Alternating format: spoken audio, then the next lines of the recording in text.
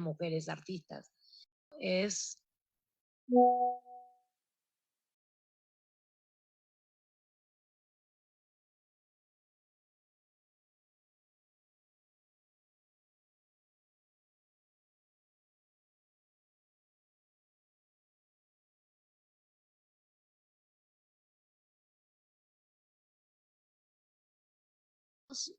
Yo he comprendido que en realidad lo que hago es un trabajo personal, es bastante solitario, aunque trabajé con muchísima gente.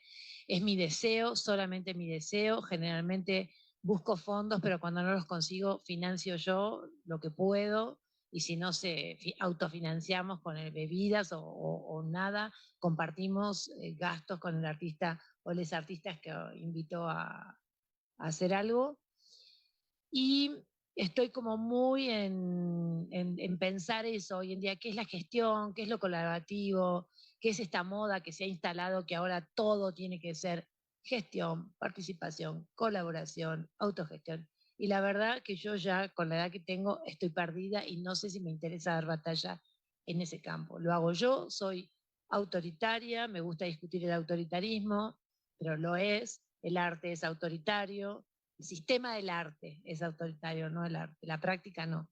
Pero vivimos y conformamos una escena que finalmente es endogámica, que el sistema termina absorbiendo permanentemente todo lo que estamos generando, y eso a veces me genera un conflicto que no sé cómo darle batalla.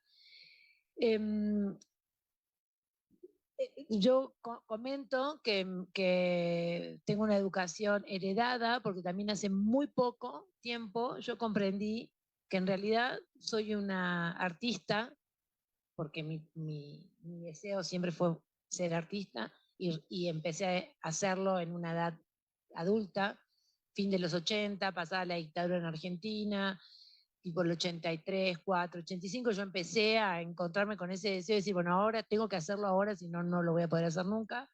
Y como eso no había terminado el secundario, me lo había pasado trabajando, necesitaba estudiar, y entré a estos talleres de maestros, que eran los que daban las clases, casi no había mujeres artistas. Nosotras hacíamos arte y éramos como las chiquitas que el maestro, éramos jovencitas y nos sobaba el hombro o se metía en nuestra obra para corregirnos, ¿no? Eso era lo máximo que sucedía en ese tipo de escuela. Ya dejé de llamarme autodidacta también, porque creo que no logro entender bien qué significa autodidacta. Creo que he aprendido y he estudiado de otra forma esta manera de gestionar y armar estos espacios, o este tipo de tránsito fue una manera de aprender aquello que yo quería conocer, y le he heredado, ¿no? Como me interesa mucho entender a esta altura de mi vida que en mi caso soy un artista que trabaja en el arte para sanar primero. Después tengo una formación, esta que heredo, que es una formación romántica, que es una formación bohemia y que tiene, tenían como mis padres la premisa de un arte que iba a cambiar el mundo, que tenía que estar al borde del sistema, pero queriendo estar en esa escena, ¿no? Y cuando mi madre se muere siendo yo muy niña y mi padre nos deja, tomo algo ahí que es el deber ser, ¿no? Yo soy, no sé, soy un producto del deber ser o del deseo de mis padres. Yo sé que estoy cumpliendo aquello que ellos hubieran querido para ellos, lo estoy cumpliendo para mí, y entiendo que de alguna manera dificulto el camino de mi heredera, por ejemplo, de mi hija. Mi madre era pintora, mi padre poeta, una herencia extraña porque mi familia materna, la familia de mi madre, es de origen mexicano. Mi abuela era mexicana, mi abuelo español, se casan, se la lleva a España, y hijos, de mi abuela tuvo 15 hijos, que eran lo que Dios mande, de los primeros nacieron en México, en San Luis Potosí, y después los 3 más pequeños, de 15, en esa época, nacen en Santander, y son 3 artistas. logran ser artistas, de los cuales uno, el hombre, mi tío Manolo, llega a ser un hombre, una eminencia en el mundo del arte español, se muere joven, y mi madre queda solamente relegada a la idea de ser un artista de bodegones, no la dejan relacionarse más que con eso. Bueno, puedes hacer eso, no puedes mostrar, no puedes pensar otra cosa que en algún momento te vas a tener que casar y tener hijos. Y mi padre, un poeta pobre de Granada, un artista que un hombre que hasta que se murió siguió escribiendo, una cosa que ahora estoy rescatando era, él lo único que le importaba era la práctica artística, y gran, no tengo la foto, un gran gestor, ¿no? Por ejemplo, yo nunca entendí lo importante que era mi papá viviendo en España, en Buenos Aires, añorando permanentemente su ciudad natal y su España querida, yendo y viniendo, dando clases en Argentina de la poesía contemporánea o los poetas de su época. Él daba clases en un instituto de cultura hispánica sobre los poetas de su generación. Y empezó a hacer en los años 60 un intercambio, 70 más o menos, de poetas entre argentinos y españoles. Viajaban a conocer la escena española, los poetas argentinos, y los poetas españoles venían a Buenos Aires, y que era un vínculo con la poesía, que además en los años 70, 80, ya la poesía estaba totalmente denostada, ¿no? Entonces, de golpe, ese trabajo y todo eso que él hacía, yo ahora lo tengo como, este es un referente de cómo se pueden hacer otros caminos, ¿no? ¿Para qué? O para pensar otras cosas, otros bordes, dar visibilidad. Yo, finalmente, eso, sin darme cuenta, es mi educación más fuerte. Otra cosa que me encantaba era que mi papá era un fiestero tremendo. O sea, yo fui a vivir con mi papá recién a los 12, 13 años, recién viví con él en Buenos Aires. Y me encontré con un hombre que no tenía idea de cómo educar a dos chicas, preadolescentes y otra adolescente, y él hacía unas fiestas, reventones con los poetas, ¿no? Una cosa así hermosa. Y eso me parece ahora re valioso, el poder que tiene en mí el entender qué herramienta necesaria que es la fiesta y el encuentro para poder pensar otras cosas en el estado de ebriedad absoluta. Por ejemplo, después al otro uno no recuerda y no puede. Pero bueno, son herramientas que a mí me doy cuenta que son las con las que finalmente yo construí mis ideas artísticas. Y este es mi abuelo, que estaba ciego y era en Granada, se dedicaba la vida a tocar la guitarra en los prostíbulos de la ciudad en plena guerra o posguerra, y entonces mi papá hacía de lazarillo, así que también ahí hay una cosa que de dónde nos viene, y a mi abuelo le encantaba leer, leía en braille, le encantaba la poesía. La que mantenía la casa obviamente era mi abuela, porque se iba de copa después de su noche de guitarra, y hay algo de todo eso que es lo que yo he idolatrado a través de mi vida, de cuál es el valor de el borde en la práctica artística. ¿Quién enseña qué? ¿Qué se enseña? ¿Cómo se construye? ¿Qué es el saber? Eh, ¿Qué es esa formación de la que estamos hablando permanentemente? ¿Qué es no discuto muchísimo qué hay que leer cuando me dicen, tienes que leer a tal filósofo. ¿Qué? ¿Por qué yo voy a leer a tal filósofo? O sea, no sé, como últimamente estoy tratando de ser autoritaria y desautorizar al autoritarismo del sistema en el que habito. Bueno, después en los años 85, 83, 84, entré a trabajar en una galería de arte contemporáneo en la ciudad de Buenos Aires, y esa galería a mí también me dio como muchas herramientas para entender qué era ese foco, y había artistas que en ese momento eran la escena del arte joven argentino, post dictadura, y entonces ahí empecé a conocer esa escena ya en pleno desarrollo, ¿no? El grupo de la X, formamos en el 86 un grupo de artistas, formamos un grupo, estos grupos ¿no? que se juntaban por relaciones con lo estético, conceptuales, qué sé yo. Nosotros decidimos agruparnos simplemente para, como una forma de ingresar al sistema, ¿no? Como una cuestión funcional. Algo que no se hacía en ese momento en los años 80, ¿no? O sea, fin de los 80, digo, como que justamente había toda una escena porteña que después la descubro acá en México, que estaba trabajando otras cosas, como lo que era el under, no sé, como una cosa. Y nosotros, este grupito, era casi una cuestión sumamente obediente también, el grupo de artistas jóvenes que ingresaba automáticamente a un sistema del arte, un mercado del arte que pensaba consumir esto que, a conformar esto que es ahora, ¿no? Y la mayoría de estos artistas, esta es una galería de arte que es histórica, y la mayoría de estos artistas hombres quedaron en esta galería trabajando hasta el día de hoy. Son artistas que además han hecho una carrera muy reconocida. Las mujeres no, la mayoría somos madres o fuimos madres o no sé, otra cosa. Siguen con sus carreras, pero nunca lograron el estatus de estos señores, ¿no? De estos amigos. Con la paradoja de que todos estos señores que ahora tienen más de 60 años están teniendo su segundo hijo ahora. Tienen hijos, con 50 y pico de años tuvieron sus hijos, y ahora con 60 y pico están teniendo su segundo hijo. Porque ya no saben qué hacer de aburridos que están. Porque entonces se buscan la chavita. Bueno, de libro.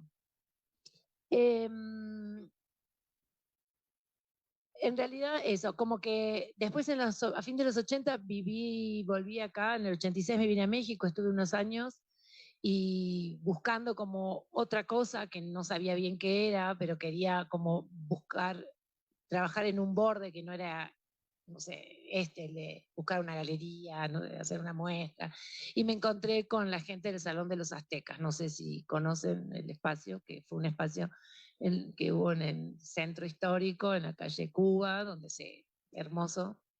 Era participar de un montón de situaciones que me hicieron tocar eso que yo buscaba, ¿no? Como, bueno, qué significa trabajar en grupo realmente, qué quiere pensar uno con respecto a la práctica artística, qué es lo que está haciendo, cómo se construye lo que une personalmente quiere construir. Y me volví en los 91, ya tuve una hija acá, y entonces me volví con ella, chiquita, y regresando a la ciudad de Buenos Aires, descubro que en muy poco tiempo mi mundo había cambiado, y que yo ese espacio ya no lo tenía, y que había que generar algo, otra cosa, para poder pensar otra cosa más. Entonces empecé a armar exposiciones en mi propia casa, en mi propio taller. Y eso que hoy se llama gestión, eso siento que todo el mundo lo hace. Bueno, en algún momento de los 70 también se hizo, y acá en México se hacía, porque el Salón de los Aztecas era ese lugar donde Aldo Flores lo que hacía era, bueno, primero tomó un localcito que era de su abuela, donde vendía sus quesadillas, y él la sacó a la abuela y armamos ahí un salón de exhibición, y después había una tienda de muebles, y después había toda esa cuadra se fue tomando con eventos artísticos que estaban además no sé, en un bar en el bar que estaba al lado de este espacio tocó por primera vez Santa Sabina, o sea, como que yo la vi tocar por primera vez, o sea, todo una histórica, acontecimientos históricos. Y yo descubrí que la había escuchado, su primer concierto había sido ahí en un documental. Y como que quiero resumir, a ver si encuentro estas fotos de esto. Y en todos estos años, en estos 30 años, desde los 90, 91 hasta ahora, casi toda mi práctica como artista, todo mi trabajo artístico, primero era pictórico hasta el 2000, hasta el 95, 96, donde empezó a aparecer otra cosa. Y en el 2000, 2003 o 2000, en los 2000 empiezo a tener la necesidad de reflexionar en mi propio proceso con el tema de la vejez. Yo empezaba a envejecer, empezaba a darme cuenta la invisibilidad de las mujeres mayores de 50 años en el mundo del arte. No había con quién dialogar, con quién conversar, no existían, no daban vuelta, no estaban en ningún lugar. Entonces empecé a tocar ese tema y a armar una obra que estaba ligada a eso de manera colaborativa, que es otro tema que me gustaría discutirlo. No, no sé cómo nombrarlo, extractivista. Yo me digo que soy un artista extractivista. Y por el otro lado veía una escena que no tenía una academia de artes rigurosa. La mayoría de los artistas argentinos somos, tenemos una educación no formal, muchos no terminaron la Escuela de Bellas Artes o la Facultad de Bellas Artes, y en los 90 aparece como un fenómeno que es lo que nosotros llamamos clínicas de arte, ¿no? Entonces, que es un artista, lo mismo que hacía el maestro, que pintaba, pero este nos ayudaba a pensar. No se metía en lo técnico, sino en los conceptos. Y era colectivo, entonces empiezan a aparecer esos encuentros de sentarnos todos, artistas, algunos eran poetas o gente que viene de otros lenguajes, otras disciplinas, a conversar sobre lo que estamos haciendo. De eso se volvió una escuela, eso se volvió como la formación hegemónica, porque después había talleres o grupos que eran obligados a pasar por el taller de Pablo Siquier o de Diana Eisenberg, etcétera, ¿no? Eso a mí me ayuda también a entender que había otras formas de poder conversar y de poder comprender o aprender aquello que yo necesitaba saber porque no había hecho mi educación académica. Entonces lo que comencé a trabajar intensamente eran espacios no solamente con clínicas, sino de exhibición o de eventos, de algo que sucediera que fuera posible, ¿no? No solamente una exhibición de arte. Tengo muy poca documentación, 5 minutos, poquitísimo. Bueno, nada, tengo muy poca información, les muestro algunas fotos, esta es mi casa, en una casa que tuve hace unos años donde hacía muestras, tuve un espacio que se llamó el Espacio Forest, que compartimos con unos artistas, donde era un espacio de talleres y invitábamos a artistas a mostrar obras como lo que se llaman fracasadas, no sabemos bien de qué se trataban todas esas obras desaparecidas de los lugares oficiales. Después armamos la Verdi en Buenos Aires y la Verdi en México, que sigue funcionando, que es un espacio que ha tenido varias sedes. Ahora lo tengo en la Santa María, tiene una especie de residencias de artistas, donde hacemos un intercambio con quien quiera venir a la Ciudad de México. Tiene una sala de múltiples actividades. Ahora hay una muestra que se inaugura mañana de una artista mexicana que hace su primera exhibición individual y un proyecto educativo, no sé cómo llamarlo, que es Imán Proyecto, que es esta especie de clínica que hacemos con Nina Fioco entre Puebla y la Ciudad de México, que se hace entre la Obrera Centro con Mauro Giaconi, que no sé si conocen ese proyecto, La Verdi y Error, que son 3 iniciativas de artistas. Bueno, es apurado, es mucho, son muchos años. La corto acá, entonces después seguimos conversando.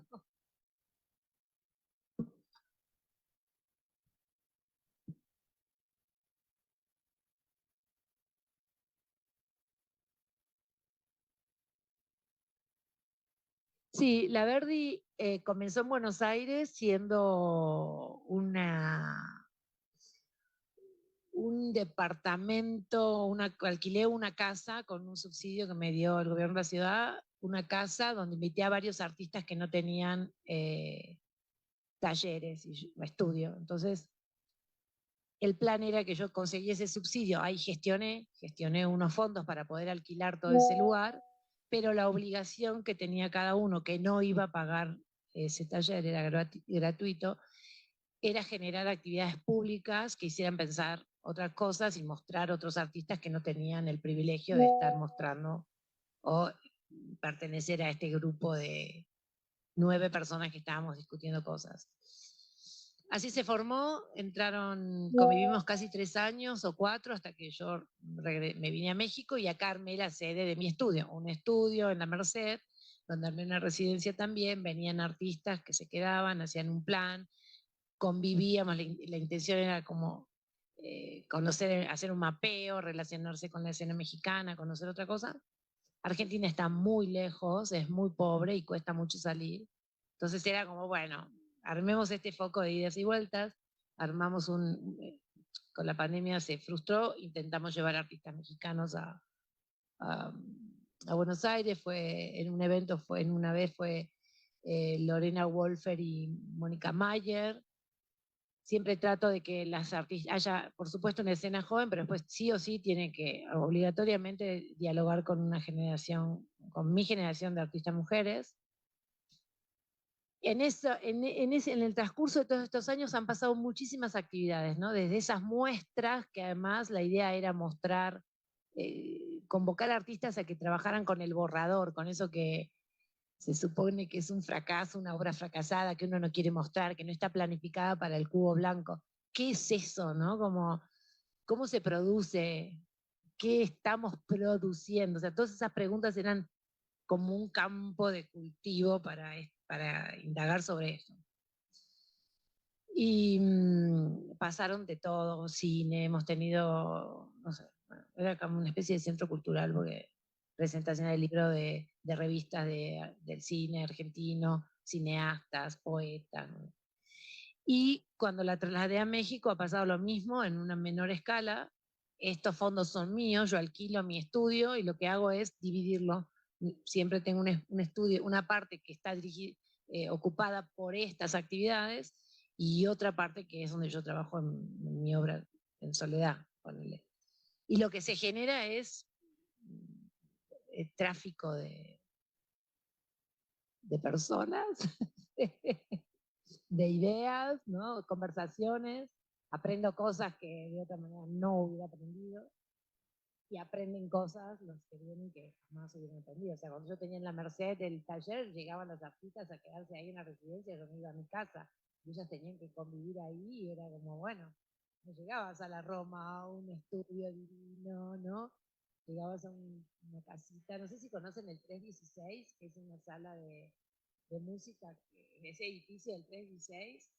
De hecho, primero tuve arriba un taller, después ocupé, después de pandemia, el 316, que es una sala de música experimental. Nada, en un edificio que cada vez que temblaba decía, bueno, me tengo que ir con él, era súper precario, pero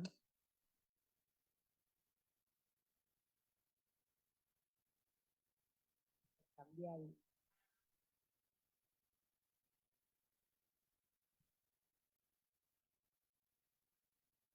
Lo tenía, está bien. Ah. No sé, se agotó de escucharme.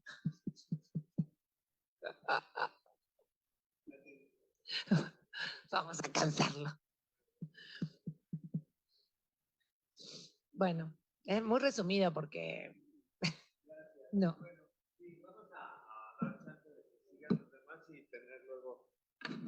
Sí, sí, vamos a dar chance de que sigan los demás para luego conversar, porque sí tenemos, yo creo que todos tenemos muchas preguntas, ¿no? Pues David. Va Felipe. A ver, entonces, Felipe Zúñiga. Hola. No sé si tengo aquí su biografía. Hola, Felipe nos acompaña desde Mérida. Y que no se ve la pantalla completa. No se puede ver. Ok. Bueno, mientras ponen la pantalla completa, voy presentando a Felipe. Bienvenido. Muchas gracias por participar en este seminario. Querido Felipe, que conozco hace muchos años, cuando andaba por ahí estudiando en la Escuela Nacional de Artes Plásticas de la UNAM, entonces ENAP, donde realizó estudios de maestría en artes visuales con especialización en arte público, video y performance en la Universidad de California, Campus San Diego, Estados Unidos. Y también, ¿no? Además de la licenciatura en la ENAP, se ha desarrollado en la gestión cultural, curaduría y educación principalmente. De 2006 a 2009 coordinó el programa de residencias Luis Velázquez en la ciudad de Tijuana, coordinó los servicios educativos para el Cubo en el Centro Cultural Tijuana, En 2009 fue curador educativo del taller público en Casa Vecina de 2011 al 13. Es miembro de la plataforma Arte Educación, PAE, desde 2011. Ha desarrollado los proyectos Laboratorio de Mediación, Casa del Lago 2012, Radiales, Situaciones Experimentales de Escucha, Casa Vecina 2014, Documento, Memoria, Construcción Visual y Partitura en el Centro Cultural Border en el 15, proyecto premiado con una beca del Patronato de Arte Contemporáneo. Ha desarrollado curadurías para museos nacionales y norteamericanos como Los Ángeles Contemporary, el LACE 2008, Museum of Latin American Art, MOLA 2013, Casa del Lago, UNAM, Ciudad de México 2015-16, Casa Vecina 14, Centro Cultural de España en la Ciudad de México en el 14, entre otros. Ha escrito colaboraciones en revistas electrónicas y publicaciones nacionales e internacionales.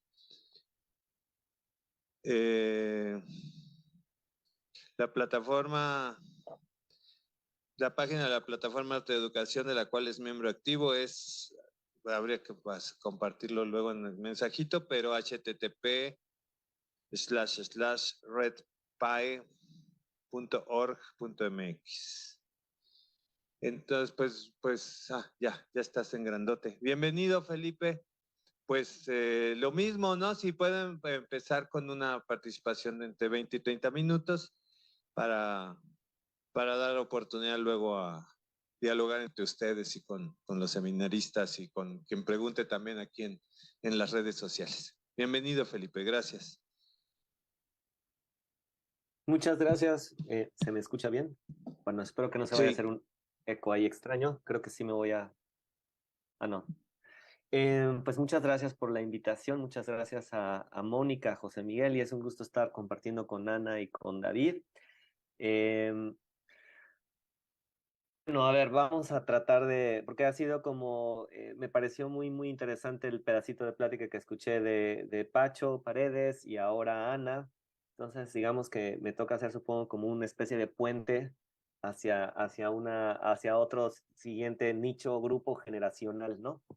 Entonces, pues para mí, justamente de las primeras experiencias que tienen que ver con la gestión, pues fue los inicios del Ranchito, que fue tu primer, bueno, no sé si el primero, pero al menos el que yo conocí como ese primer espacio de formación paralela en la Escuela Nacional de Artes Plásticas, que de alguna manera seguía esta lógica de pues un taller de producción, tal vez le llamaríamos ahora, como una especie de espacio para dialogar y para que cada quien desarrollara sus proyectos, y pues muy incipientemente estuve ahí por un semestre, me parece, y esta experiencia de este taller que no estaba escolarizado, pero que tenía un vínculo pues de formación, de alguna manera, no sé, de formación tal vez, pues planteó como ciertas coordenadas de, bueno, cómo el taller de producción pues es un espacio donde se generan relaciones entre personas, pero que también ese espacio está inscrito en un lugar, ¿no? En este caso, pues el ranchito estaba inscrito en el pueblo de Santiago, entonces pues había N cantidad de cosas que pasaban ahí, el Niñopa, el partido de fútbol, el mercado, y yo creo que eso para mí fue una experiencia formativa en el sentido de entender cómo justo arte puede estar presente y está presente en la vida, ¿no? Empezar a plantear esta relación de arte y vida que me parece importante. Y también cómo en esa relación de arte y vida, pues es pensar cómo sostienes la vida, pues cómo sostienes el arte, ¿no? O sea, cómo se sostiene. Y que bueno, las respuestas siempre regresan un poco pues al pequeño grupo, a las complicidades, a ciertos intereses, ciertos deseos que son los que te impulsan a hacerlo, ¿no? De alguna manera, digamos, sostener la vida pues es indispensable, ¿no? Sostener el arte para sostener la vida, si es que te pica el mosquito del arte, pues tu vida ya es insostenible si no hay arte. Entonces un poco, pues es lo que me sucedió, ¿no? Entonces, algo que me pareció importante para ese momento fue cómo como artista poder entrar en procesos de otras compañeras, principalmente compañeras. Yo estuve en un taller que se llamaba La Casita con 5 artistas mujeres y fue muy interesante como dinámica de producción. Estaba ahí Laura Valencia, Ornella Delfino, Fernanda, que ahora se me acaba de olvidar su apellido, y estuvimos pues como unos 3 años, 4 años, y había esta manera de trabajar metiéndose un poco, bueno, teniendo la presencia de los proyectos ahí mismo, pero luego empezar a ver las salidas, ¿no? En algún momento la cerámica fue algo en lo que confluyó la actividad, porque la cerámica requiere pues de un montón de cosas, de horno, de material, y pues requiere un sostenimiento más bien de tipo grupal, ¿no? Y eso tensionaba el asunto de, bueno, ok, yo quiero hacer este proyecto, pero para poderlo sacar pues necesito estos recursos materiales y no conozco esta técnica. Y entonces ahí poco a poco fuimos apañando alrededor de esta idea del taller de producción. Pues íbamos jalando un poco de, pues se unió luego un compañero que tenía el horno, y ese a su vez jaló a otras personas que sabían técnicas de raku, y de ahí salió la idea de, bueno, pero ¿cómo sostenemos este lugar? Entonces tendríamos que dar talleres, y un poco ahí concluyó ese primer momento.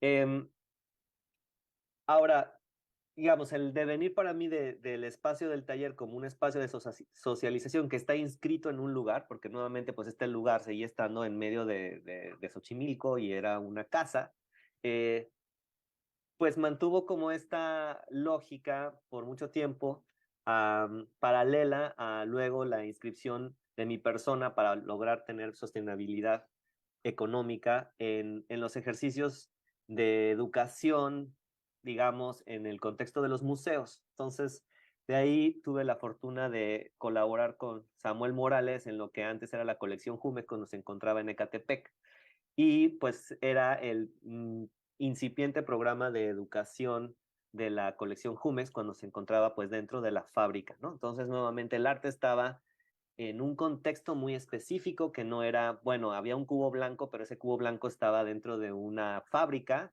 y a la salida del cubo blanco pues salían religiosamente todas las tardes a tostar chiles, ya no me acuerdo, chiles chipotles para el B8, y entonces ese olor a chile quemado invadía el cubo blanco maravilloso, ¿no? Eh, y entonces hacíamos ejercicios de tratar de conectar ese espacio con escuelas, con grupos específicos, haciendo eventos, haciendo talleres para artistas, haciendo programación para infancias. Y obviamente, pues la pregunta siempre era, bueno, ¿cuál es la relevancia de arte contemporáneo en la vida de las personas que habitan Ecatepec, ¿no? ¿Cómo hacemos esa conexión? Eh, Dado que por un lado, pues como institución, la colección, pues a pesar de que tenía todo este peso, pues digamos, principalmente como de un prestigio y además de un poder económico, porque era muy impresionante para las personas entrar a esa galería en medio de una fábrica, en medio de Catepec. Al mismo tiempo, no sé cómo decirlo, la discursividad como institución era muy fina, ¿no? Era muy difícil de asir, porque como no era un museo propiamente dicho, tampoco era una fundación, tampoco era una colección hecha, una colección privada que tenía momentos públicos. Y los momentos públicos, pues podían ser de mil cosas, ¿no? Fiestas, exposiciones, conferencias y estos sucesos que se organizaban alrededor de las obras y de los proyectos curatoriales, ¿no? Que fueron muchos. Y bueno, me parece que de ahí el asunto de la gestión fue mucho más evidente para mí, como la lógica de los talleres y la formación pues iba requiriendo conceptualizar los talleres, buscar personas, artistas, compañeros, compañeras que pudieran dialogar con estos ideas, ¿no?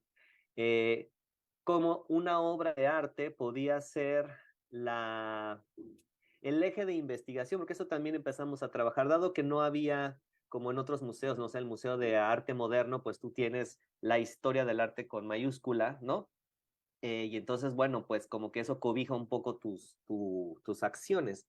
Aquí, insisto, estaba este cubo blanco dentro de una fábrica, y entonces, bueno, ¿dónde centramos esa narrativa para empezar a producir si lo quieren ver así, por un lado como cierta validación institucional, cierta razón de ser de cuál es su pertinencia como objeto que se abre al público. Entonces fueron realmente las obras de arte de la colección lo que de donde sacábamos esas ejes de investigación y de, si lo quieren ver como validación de experiencia, ¿no? Para otras personas, ¿no? Sobre todo pensando, pues no sé, cuando íbamos al programa de formación en una secundaria pública, pues les decíamos, bueno, ¿por qué es relevante que la secundaria vaya a ver arte contemporáneo, ¿no? Porque no somos Tepetongo, no somos, ¿sabes? Esas salidas que se organizaban, pues no somos, a veces no sé si se la van a pasar bien, probablemente van a salir más confundidos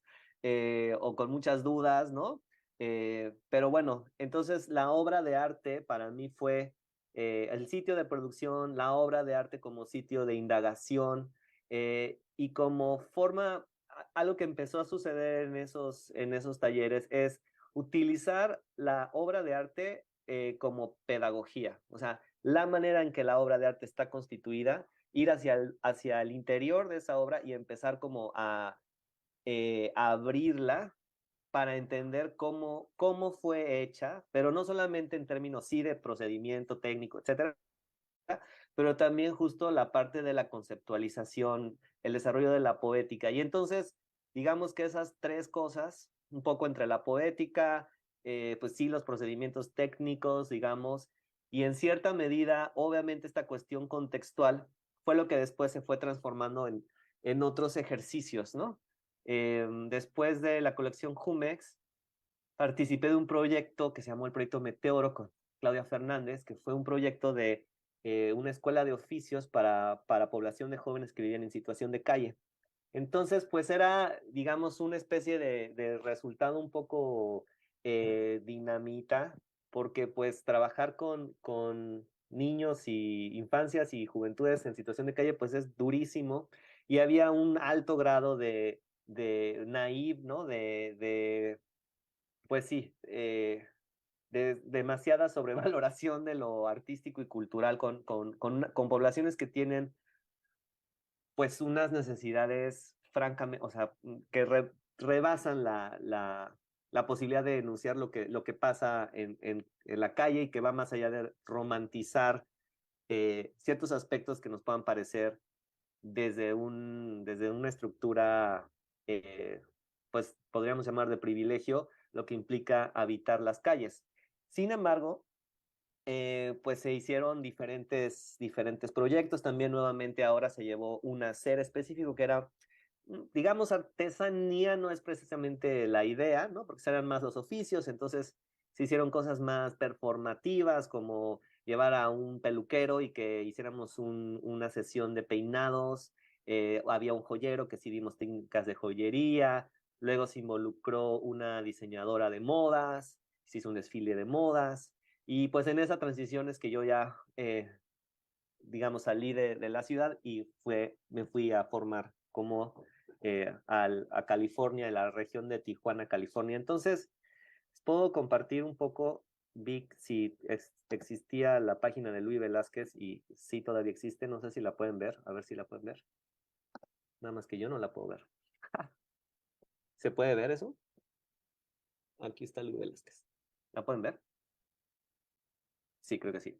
Bueno, pues Luis Velázquez entonces, pues fue un espacio que fundaron Sergio de la Torre, Camilo Ontiveros y Shannon Spanjaque, que fue en un espacio muy emblemático de Tijuana que se llamaba la Estación Tijuana, que estaba justamente en la entrada digamos, del puente, que ahora ya no existe, este puente entrando de los Estados Unidos a Tijuana. Y en este espacio cohabitaban muchas personas. Estaba el taller de Marcos Ramírez R. en la parte de arriba. En la parte de abajo vivía una querida amiga que se llama Lucía.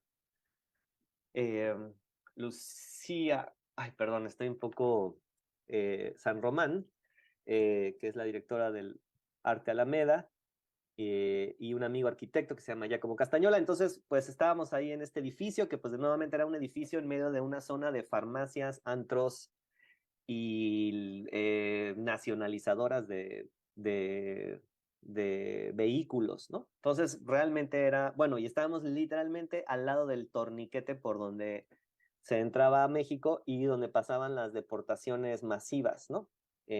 Por ahí iban y dejaban un montón de gente, entonces en las noches escuchábamos el torniquete, famosos torniquetes del metro dando vuelta pues toda la noche, y a la mañana siguiente había mucha gente pues no sabiendo muy bien qué hacer. El río Tijuana pues estaba cerquísima, y entonces ahí había también muchos grupos de gente viviendo, intentando saber qué hacer en el Inter. Entonces, Luis Velázquez pues fue este pequeño oficinita que estaba en este edificio y que nuevamente se planteó como un espacio de residencia artística, donde sucedía este intercambio un poco de uno a uno, ¿no?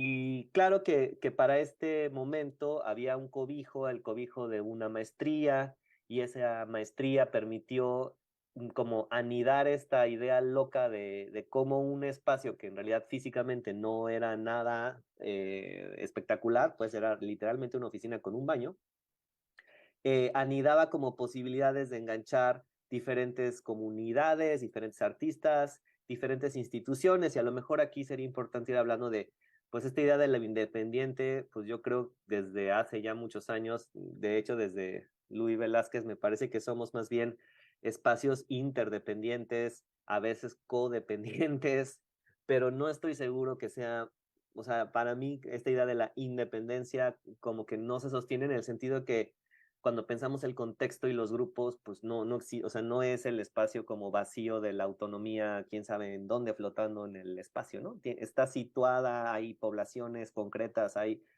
aspectos urbanos que determinan dónde está ese lugar y cuáles son nuestras posibilidades de actuar, con quiénes nos relacionamos, etcétera. Entonces, bueno, hicimos un montón de cosas. Pues a veces con la comunidad artística tijuanense, a veces se trabajaba, dependiendo del proyecto, con el espacio virtual, se hacían talleres muy específicos, vinculaciones con exposiciones, performances desquiciados en el techo en el techo de un garage. Eh, y algo que fue, me parece interesante del proyecto es que migraba a partir de la necesidad del proyecto. O sea, nuevamente la obra, el proyecto dictaba qué es lo que había que hacer, ¿no? Por ejemplo, una videoinstalación para espacio público, ¿no? Pues entonces había que, pues eso, situarla, hacer todo el montaje técnico, acompañar al artista desde el proceso, porque entonces en el espacio sucedía el proceso, y luego difundirlo, y luego documentarlo. Y en esa dimensión es que creo que al menos la gestión desde el lado desde el artista, pues cobra sentido, ¿no? O sea que la obra, digamos, en su trayecto desde su conceptualización hasta su hacer público, pues literalmente te demanda cosas, ¿no? O sea, tienes que hacer una serie de acciones para que suceda. Tienes que, pues, obtener recursos, tienes que documentarla, tienes que montarla, tienes que pensar en cuál es el contexto en el que se va a presentar. Y esto sucede con o sin institución, con o sin curador, ¿no? O sea, pensando en cuál es tu relación una vez, no sé, una vez que deja uno de pensar solamente que la obra es una experiencia, un objeto que está como encapsulado en su materialidad, o en únicamente esa experiencia de encuentro o de contemplación. Y cuando sacas la obra y o sea, reconoces el contexto, pues salen un montón de aristas, ¿no? Que te van a, insisto, exigir cosas. Alguna te va a pedir que tienes que hablar con ciertas personas, en otra te va a pedir que organices unas charlas, en otra te va a pedir, no sé, que estés listo para correr de la policía, en otra te va a pedir que contactes con un grupo específico de activistas. Entonces, me parece que bueno, como que por ahí es que la dimensión de cómo un artista pues tiene que gestionar, y de hecho pues tiene uno que gestionar tu propia obra, ¿no? Hasta el fin de tus días pues tú eres tu propio arconte, tú eres tu propio historiador, y digamos pues tú eres tu propia fuente primaria, ¿no? Entonces hay pues hay una parte un poco que es como la maldición de que pues tú eres el responsable de lo que le pase a tu obra, ¿no? Independientemente de quién te compre, quién te coleccione, quién escriba de ti, etcétera, etcétera, etcétera. En ese sentido, creo que los espacios de autogestión o estos espacios interdependientes, pues en primer lugar son espacios de autovalidación, ¿no? O sea, son formas de hacerse uno visible, son formas de hacer un enunciamiento, son formas de establecer redes, y que pues eso habla mucho del campo inmediato del arte, pero que pueden tener también repercusiones fuera de él. Y aquí voy a tratar de irme a al siguiente caso, que digamos que ahora ando muy transpeninsular, porque pasé de península a península, y ahora me fui a la península de Yucatán después de la península de Baja California. Pues por muchas, pues más bien por una cuestión familiar, terminé aquí en Mérida, Yucatán, y pues bueno, con un cierto, bueno, no con un cierto, con bastante privilegio familiar, pudimos hacer la compra de un inmueble, y un poco, pues gracias a ese espacio de apoyo familiar, pues esta posibilidad de, ok, hay un inmueble, pero ese inmueble en lo que se habita puede ser cualquier cosa, ¿no? Digo, para empezar hay que habitarlo y reconstruirlo y adaptarlo. Entonces, ese espacio de incertidumbre de cuándo va a existir como casa, digamos, pues me abrió la posibilidad de habitarlo y abrirlo de manera que pues puedo ir como experimentando en la escala de lo doméstico acciones específicas en lo que esto va pues adaptándose, ¿no? Ya creo que no va a terminar, esa adaptación ya más bien va a ser una desadaptación porque el espacio realmente pues lo muevo dependiendo de quién viene y qué quiere hacer y nuevamente qué demanda el proyecto. Digamos, activos desde junio y pues hemos ido haciendo lo que cualquier espacio de este tipo hace, conversatorios, expoventas, pero hay dos cosas que creo que fueron fundamentales ahora. Una es que al moverse al espacio de lo doméstico, que insisto, a ver, ya pasó, no sé, 2 décadas, una década de las casas, entonces hablar de las casas como espacio cultural no es ningún hilo negro, pero a lo mejor, al menos para mí, la dimensión del cuidado con lo doméstico, pues sí transforman la idea de mi ejercicio como gestor cultural, ¿no? Es decir, la intensidad de las actividades, sus formatos, la periodicidad, o sea, pues también como hago un ejercicio de autocuidado, dado que pues aquí, como ya describió Pacho, pues hay todo lo que saben ustedes, la autoexplotación, la precariedad, eh, esta forma de estar convirtiendo en capital simbólico todo y cada una de las cosas que hacemos y las problemáticas que implica eso, ¿no? A pesar de eso, digamos que en la casa se abrió entonces esta lógica del bienestar, ¿no? Del bienestar por un lado y por otro lado, hablar desde pues una perspectiva, pues yo diría, bueno, por ahora queer, LGBTQ, homosexual, yo creo, marica, en el entendido no tanto de que la queerness o la mariconería sea un tema, sino que es un sitio, ¿no? O sea, es un sitio desde el cual pues estoy operando, que me parece importante, de cómo desde la mariconería, la queerness o básicamente pues mi persona, que está extendido hacia este espacio, pues entablo relaciones casi de uno a uno con proyectos, con personas, con infancias, con el contexto. Eh, y trato de desplazarme, en este caso, de esta idea, por un lado, de la representación, pues más, no sé si sea hegemónica, de lo que supondría la cultura LGBTQ más, y cuáles son esas formas en las que el espacio de rareza o de queerness puede establecer diálogos con otras comunidades donde se supone tal vez no deberíamos estar dialogando, ¿no? Y qué es lo que podemos dialogar también. Entonces, pues bueno, esto fue un proyecto que se llamó Ida y Vuelta, que les puedo platicar. Entonces, Ida y Vuelta fue un experimento de buscar un espacio similar a Casa Libertad, que se llama Huichlum, y Huichlum es un centro, pues digamos, es un espacio, digamos que es un pedazo de monte en la zona de cercana a los cenotes, y es un espacio de, pues como de interpretación comunitario que abrieron pues una familia de Sanacat, que son un grupo de hermanos que son mayas, que tienen una formación universitaria y que decidieron abrir esta asociación civil. Para mí era muy importante dialogar o buscar pares donde pudiera yo explorar la idea de esta dimensión de lo familiar, lo doméstico, la pequeña escala con una relación de contexto. Entonces, pues con Huichlum desarrollamos este proyecto que incluyó, por un lado, un proceso de formación para artistas y educadores ambientales, donde desarrollamos un currículum para pensar en la comunidad de infancias de Sanacat. Eh, Desarrollamos a partir de eso actividades.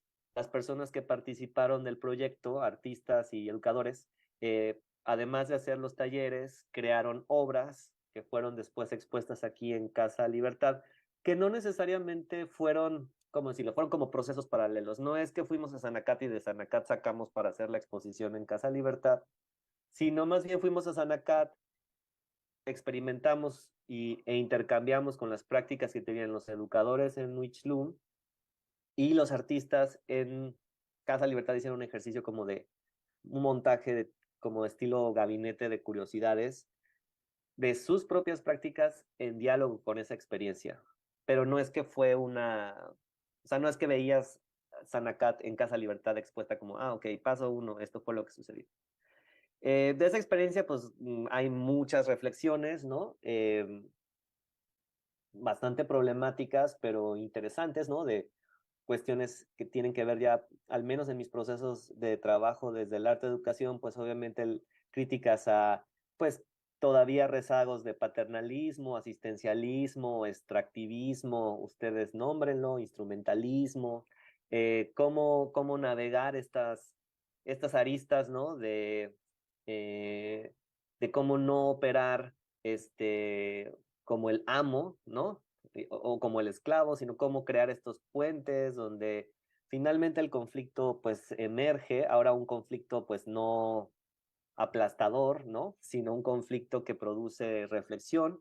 Y la última parte de este proyecto consistió en una residencia artística con Mónica Naranjo, que no canta Sobreviviré, que trabaja con la cartografía, que es como una artista cartógrafa, y que me parece que su ejercicio, que fue una investigación de los cenotes y de la manera en la que el cenote se conforma geológicamente a través del goteo, yo lo estoy simplificando de una manera muy brutal, la llevó a tener diálogos con geólogos, con espeleólogos, pero también con bailarines, con músicos, pero también con artesanos. Entonces, me parece que nuevamente en esta dimensión de la, el proyecto de investigación no necesariamente quiere decir que yo acompañé a Mónica en el proceso, sino más bien existió el espacio, eh, le facilité los recursos económicos y le di absoluta libertad para que hiciera lo que quisiera. Digo, ella llevaba una residencia de 3 meses, nosotros entramos a apoyar esa última parte como para que lograra un cierre. Aquí tenemos imágenes de su trabajo con un artesano del Bejuco. Entonces hubo muchos niveles de diálogo, ¿no? Con los artesanos, con un antropólogo espeleólogo, con activistas que trabajan en los cenotes, con académicos que trabajan sobre geología. Y algo que fue interesante del estudio abierto es que, pues, vaya, el estudio abierto, que estas son sus imágenes finales, pues resultó un evento donde pues no había gente del mundo del arte, ¿no? Y que a diferencia de la exposición que hicimos con los artistas de ida y vuelta, que sí fue mucho más el mundo, digamos, no el mundo del arte, pero la comunidad cercana artística, ¿no? El mundo del arte suena muy rimbombante, pero en esta del ida y vuelta, pues fueron diálogos muy interesantes entre estas personas, sus familiares, cada quien trajo su pedazo de mundo al conversatorio, Y fue un evento muy rico, muy interesante, que para mí marcó como un poco el rumbo de que como por dónde va la casa, en el sentido de, pues estos diálogos donde no necesariamente estamos ofreciendo este espacio del arte como un lugar como de estatus o de esparcimiento, que hay muchos lugares como esos en la ciudad emergiendo, ¿no? Sino como estos espacios donde nuevamente son las experiencias, las problemáticas, cierto tipo de vínculos muy concretos y muy específicos los que guían los procesos de gestión y de investigación. Y que con eso termino. Muchas gracias, Felipe. Pues vamos digo, se abren muchas preguntas para todos, pero yo creo que vamos con David y para dejar tiempo para platicar, tenemos que salir de aquí al cuarto para las 3. Entonces, si puedes dejar tiempo, pues 20 minutos, media hora. Sí, por favor, si nos haces favor, mientras voy leyendo tu semblanza. David Miranda es artista y curador y está interesado en los modelos expandidos de la educación como práctica social creativa. Su obra se constituye como una serie de acciones, eventos y proyectos que buscan activar la reflexión crítica en torno a sucesos de índole histórico-social, a partir de entender a la obra como un mensaje abierto en el espacio público, recuperando ideas y posiciones de otros autores con la intención de crear un lenguaje poético propio. Estudió la maestría en estudios curatoriales en la Facultad de Filosofía y Letras de la UNAM y la licenciatura en Artes Plásticas en la Esmeralda. Fue coordinador del proyecto de Educación Estética en México del Instituto Mexicano del Arte al Servicio de la Educación, IMASE, en colaboración con el Lincoln Center Institute de Nueva York, del 2003 al 5. Recibió la beca Jóvenes Creadores del FONCA del 11 al 12. Su trabajo artístico ha sido mostrado en diversas instituciones culturales de México, Colombia, Chile, España y Estados Unidos. Actualmente combina su actividad artística con su trabajo como curador en el Museo Experimental El Eco de la UNAM en la Ciudad de México. David Miranda, así como Felipe Zúñiga, es miembro de la PAE, Plataforma Arte Educación. Y pues bienvenido, David. Te paso este micrófono que se nos sirve. Muchas gracias. Comparto de aquí mismo, ¿ah? Del pantalla. De acá, ¿verdad? Eso mero. Ahí le doy. Pues muchas gracias, José Miguel, Moni. Me da mucho gusto estar acá y me da mucho gusto que estén haciendo esto. Cuando me plantearon esta pregunta de cuándo y cómo la gestión es arte y el arte es gestión, pues me quedé preguntando, me pregunté mucho si yo, o sea, qué es lo que hacía, ¿no? O sea, de pronto, la manera en la cual yo he estado trabajando, creo que está a partir pues de la búsqueda de oportunidades diversas, ¿no? Y creo que eso ha tenido que ver con una especie de situaciones que les quiero compartir, ¿no? Esto, bueno, ayer llegué a esto, pues casi como de forma psicoanalítica, pero me da gusto también. Esta es una foto de 1961, es Lagunillas, Michoacán, y es una escuela rural, y el jovencito que está ahí de profesor, es mi papá, ¿no? Y este es un grupo colectivo. Mi papá dio clases ahí. Le llamaban multigrado a estos grupos, ¿no? Digamos que pues mi papá le daba clases a niños de primero a sexto en un solo grupo.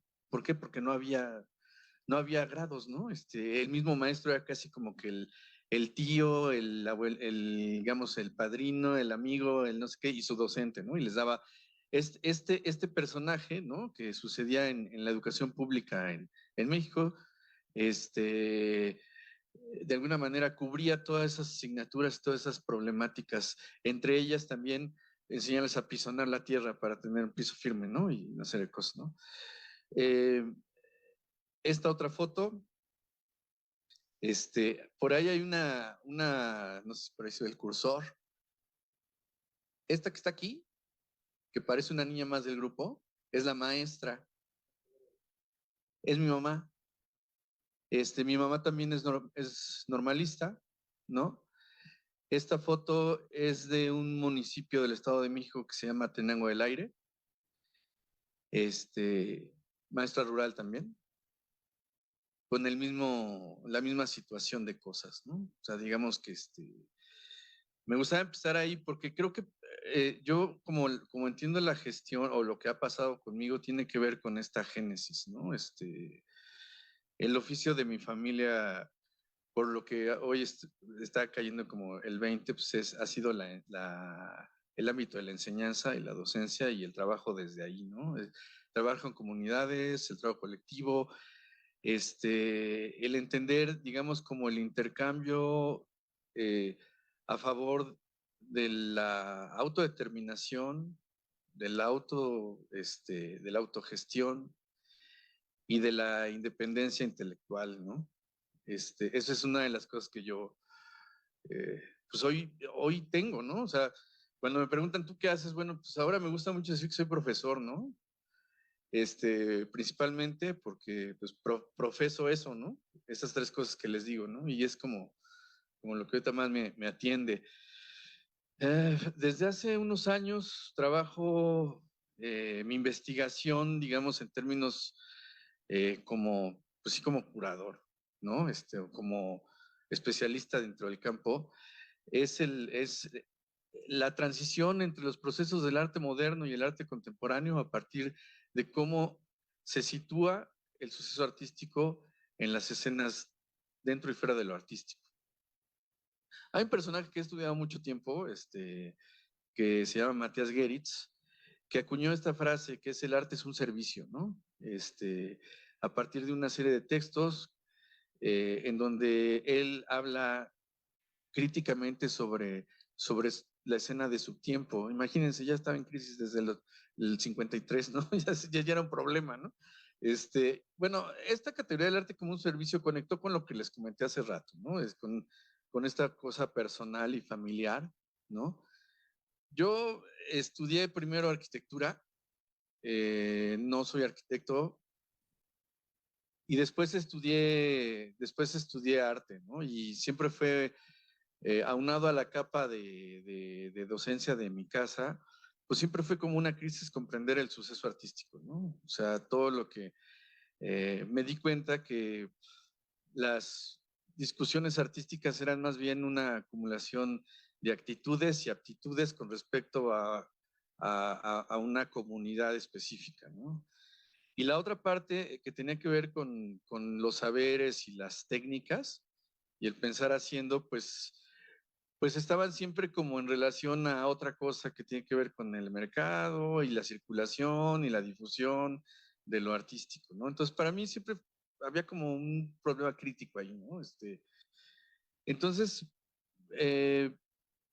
digamos que siempre fue un problema la parte de la producción. Me refiero a un problema a resolver, más que una problemática, pues, ¿no? Que para mí me parecía emocionante. El situar la obra en dónde está, y bueno, pues este es, digamos, como el espacio en donde deposito todas las cosas que hago, las salidas, que cada vez es más problemática enunciarlas. Pero digamos que llevo 15 años trabajando en un museo, ¿no? Desde que se inauguró, es un espacio que fue recuperado en el año 50, que fue recuperado en el año 2005. Es un monumento artístico, arquitectónico, digamos una pieza muy relevante de arquitectura moderna.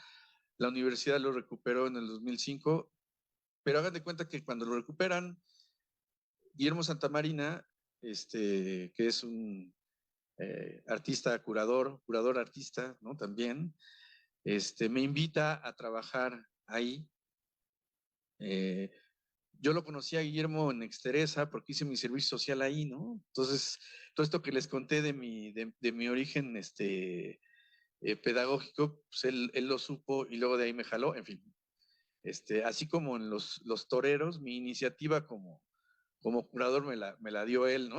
Me dijo, no, pues vete para acá, ¿no? Porque él quería un perfil, digamos, para tratar de cuestionar la idea de lo experimental en este espacio y otorgarle una vocación, ¿no? Yo,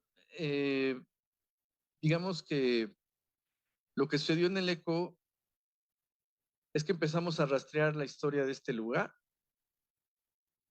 y de repente pues resulta que me volví un experto en ese territorio. Ahorita les cuento en qué devino eso. Pero bueno, desde ahí empecé, paralelo a eso, pues yo tuve otro tipo de experiencias. Unas de ellas tuvieron que ver con siempre acompañado de la parte de lo artístico, pues estuve trabajando en diferentes grupos de trabajo. En la escuela que yo tuve fue un poco más autogestiva y autodidacta. Hablo de la escuela, después de que estudié arquitectura, estudié en la Esmeralda. Y en la Esmeralda, pues me eduqué con mis compañeros, la verdad, ¿no? Quiero ser bien franco. Tuve muchos docentes, pero profesores tuve realmente 3, ¿no? Sara Minter, Alberto Gutiérrez Chong y Abraham Cruz Villegas.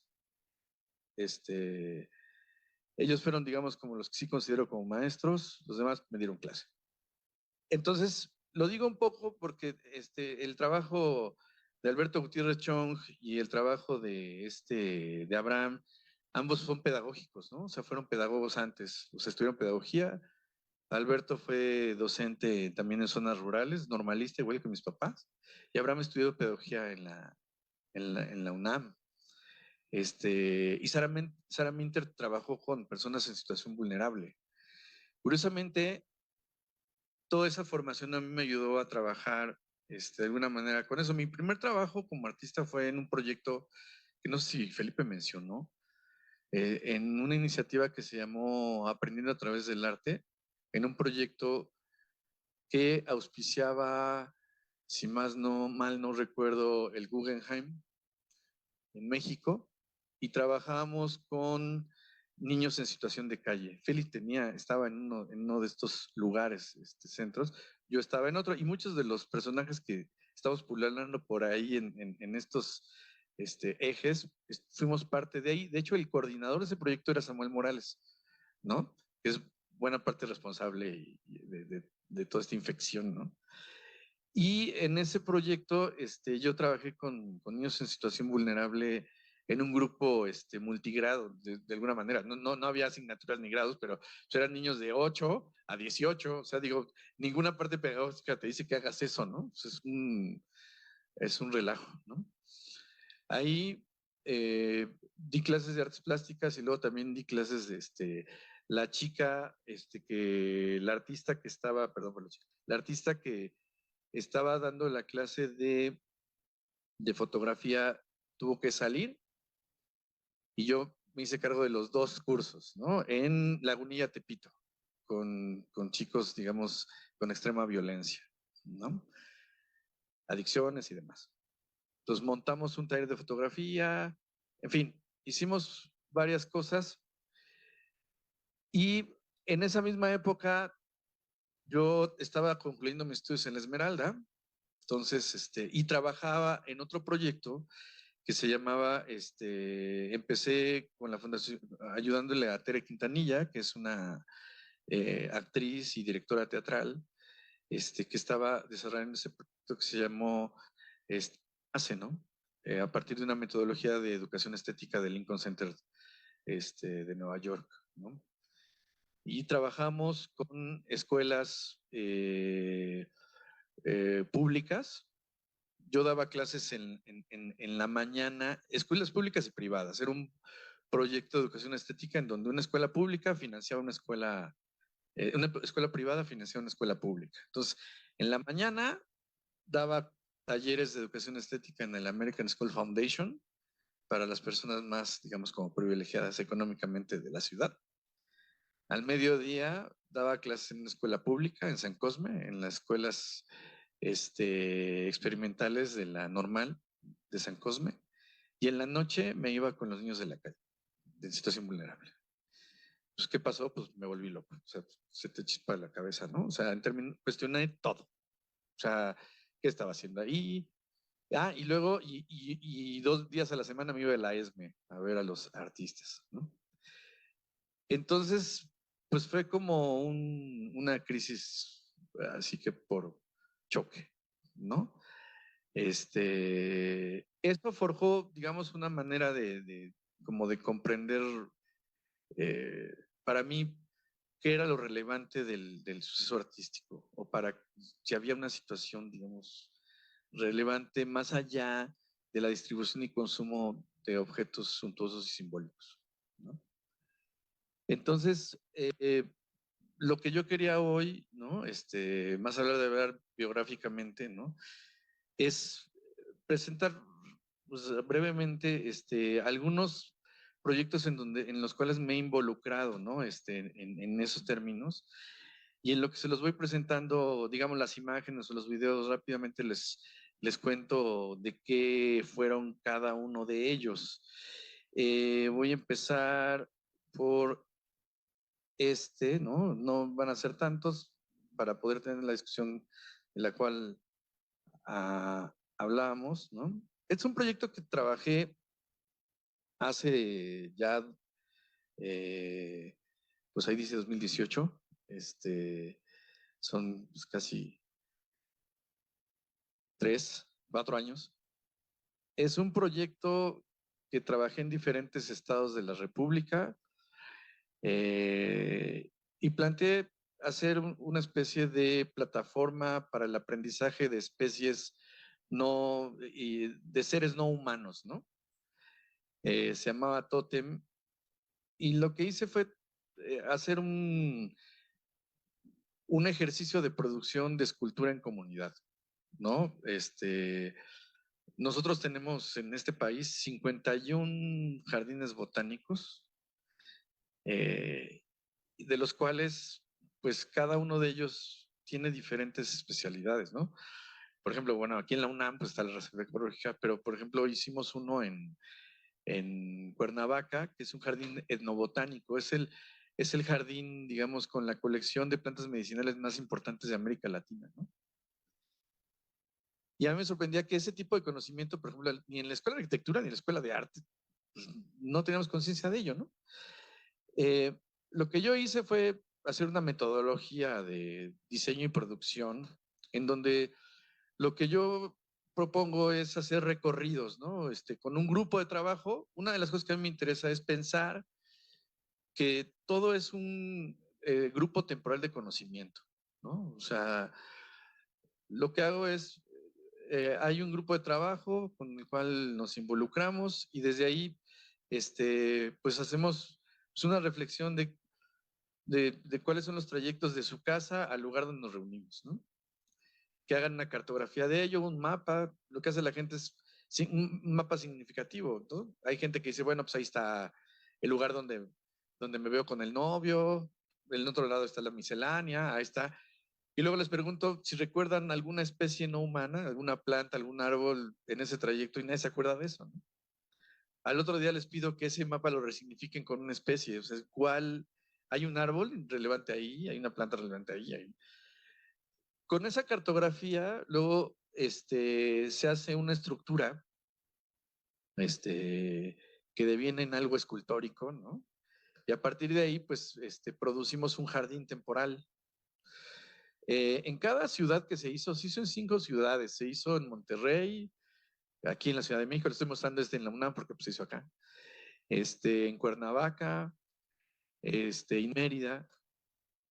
Y una de las cosas que me llamaba la atención era la posibilidad de hacer un montaje escultórico que después tuviera una función pedagógica, que funcionara como un espacio para que otras personas tuvieran una aproximación con esas especies. Las especies de cada uno de estos jardines son especies endémicas de esa región, ¿no? En este proyecto, por ejemplo, trabajamos con... no se está viendo, el video. Bueno, en esas especies, no sé qué hacer ahí, pero... Ahí está, bueno, creo que es un tema de cómo abrir, ¿no?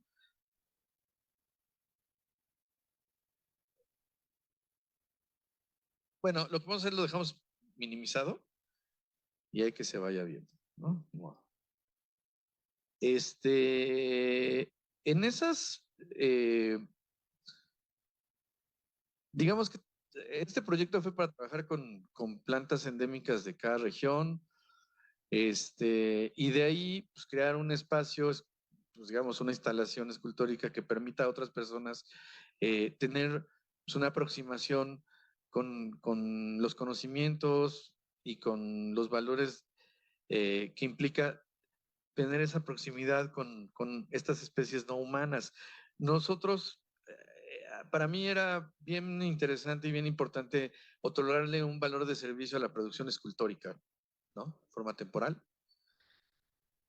Y ese proyecto me llevó 3 años desarrollar una metodología de incidencia y trabajar con grupos. ¿Dónde viene lo de la gestoría? Pues para mí es desde a partir de pensar este espacio de aprendizaje colectivo y después, pues, ¿quién paga esto, no? Yo lo que hice fue trabajar con una sociedad de intercambios, ¿no? O sea, el artista como gestor y como mediador y como posibilitador. O sea, lo que hacía era, pues, hablar con los centros culturales, ¿no? Hablar con una escuela. O sea, digamos, la ecuación es un centro cultural, una escuela y un jardín botánico de la misma localidad. Pon el artista ahí como gestor de unidad, ¿no? Como amalgama. Y la sociedad de intercambio se da a partir de los bienes comunes, ¿no? La escuela, pues, tiene a las y los estudiantes, ¿no? El centro cultural, el espacio de educación, el jardín botánico, las especies, y entre todos, pues ver de qué manera podemos financiar la producción de este jardín, digamos, temporal, que es un montaje que permite un programa público y las piezas no son susceptibles de especulación financiera, es decir, no se venden ni nada, sino que la comunidad temporal decide a dónde va todo eso, ¿no? Entonces, esa es la parte en la cual uno entra y sale, ¿no? Y este es un ejemplo, digamos, de los proyectos en donde creo que uno actúa más como gestor y posibilitador. Como curador, bueno, pues es un problemón ahí, ¿no? Realizamos en el museo la cátedra extraordinaria Matías Geritz. La UNAM tiene estas cátedras extraordinarias que funcionan como una extensión académica. A mí lo que me parecía interesante fue reconsiderar cuáles son las formas en las cuales se ha instaurado pensamiento creativo en los espacios de la universidad. Matías Geritz dio clases 40 años en México. Lo que hicimos la doctora Sandra Valenzuela y yo fue entrevistar durante 2 años a alumnos de este artista, ¿no? Los fuimos a buscar. Él dio clases en Cuernavaca, en Guadalajara y en la Ciudad de México y en Jalisco. Fuimos a todas estas ciudades a buscar a estudiantes de este personaje. Y a partir de entrevistas, sacamos su metodología de enseñanza del proyecto, del curso básico del curso de diseño básico y educación visual. Y lo que hicimos fue rehacer el taller para la cátedra extraordinaria y luego ver qué pasaba, si era pertinente esa forma, ese pensamiento creativo hoy.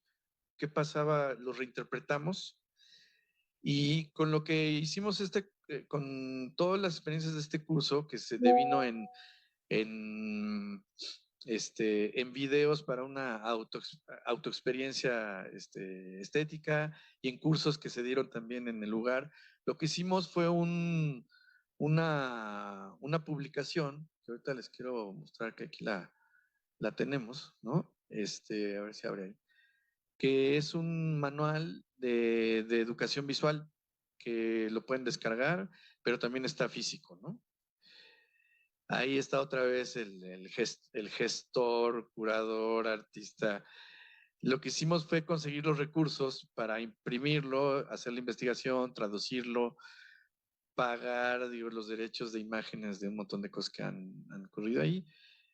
Y la idea es que este dispositivo pues, está para otras personas para que puedan pues utilizarlo y apropiárselo, ¿no? Está en línea y traje unos ejemplares también. Y bueno, ya para cerrar, ¿no? Porque sé que está el tiempo reducido y poder hablar.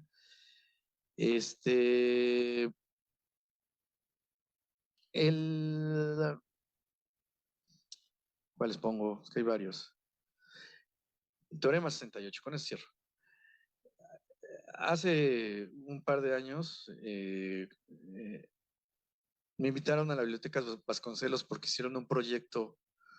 Querían que expusiéramos a maestros de la Esmeralda para hablar de la conmemoración de los problemas que hubo del conflicto de los estudiantes en 1968 en la UNAM. A mí me parecía que era muy mala idea que un artista hiciera una pieza para hablar de este tema, ¿no? O un proyecto, digamos, expositivo, o tratar de ilustrar, ¿no? Un conflicto que creo que no nos pertenece en términos de producción objetual o artística. Sin embargo, la oportunidad de hacer algo en la Biblioteca Vasconcelos me parecía increíble para hacerle un homenaje al movimiento estudiantil. Lo que hice con mis estudiantes de ese momento de la Esmeralda fue hacer un programa público que vinculara otra vez la producción creativa a los estudiantes de licenciatura con la ciudadanía. Lo que hicimos fue un programa durante un mes completito de talleres para toda persona que llegara a la biblioteca pública. Hubo talleres de danzón, de dibujo, de piñatas. Digamos que la Biblioteca Vasconcelos tiene, nada más para que se den una idea, cada fin de semana entre 5,000 y 6,000 personas. Y bueno, a grandes rasgos eso es lo que yo tengo como en práctica. Aparte de colaborar con Felipe en la plataforma Arte Educación, con Mónica, con Samuel Morales, pues más o menos a grandes rasgos eso es una pátina de las derivas, ¿no? Pero bueno, gracias.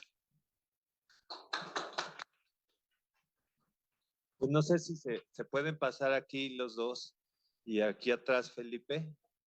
Y pues perdón por lo acarreado, pero es que vamos atrasados. Ya ven por qué hay que empezar temprano.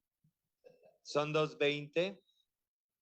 Tenemos media horita para salir, media horita para preguntas, platicar y eso. Yo veo que había de los comentarios en común una intención de organizar la colaboración también como una estrategia de visibilidad y de insertarse en canales de circulación artístico, pero al mismo tiempo muchos de los proyectos o todos los proyectos también están atendiendo a contextos específicos de vecinos, como ahora en Santa María, me supongo, en tu caso, Ana, o públicos muy concretos que no necesariamente son artísticos, ¿no? Y ya el plus que le mete David es también como toda esta voluntad de la gestión por la educación, ¿no? O sea que porque los otros sean más como colaboración hacia lo artístico y también está la intención explícita de generar modelos educativos, ¿no? A través de esta gestión artística. Entonces, bueno, esto como para ir contextualizando, ir juntándolos a los tres y empezamos con las preguntas y comentarios.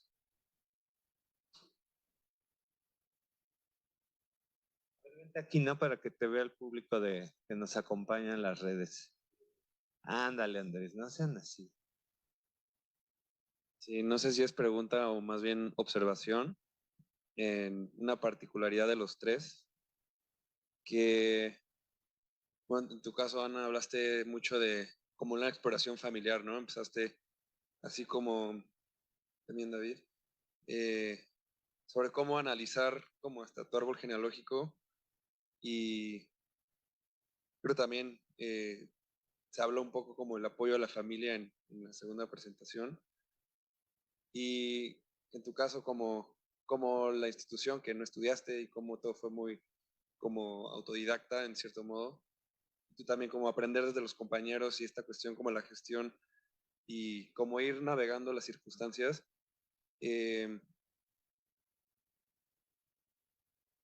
no sé si es pregunta o es como comentario o quizás pensar qué otras alternativas hay, además de ese como bagaje familiar que todos podemos, al que todos podríamos recurrir, si no es la familia quien te dota de como esas cosas, como incluso genéticamente o culturalmente, cómo, cómo poder acudir o cómo, qué herramientas puedan haber, dado que haya o no educación o haya o no esa formación para aprender la gestión, ¿no? Si es desde la familia, si es algo como que se va pasando como desde tu educación en casa o tus referentes. eh, no sé cómo articular esa pregunta o ese comentario, ¿no? Pero es como por ahí, ¿no?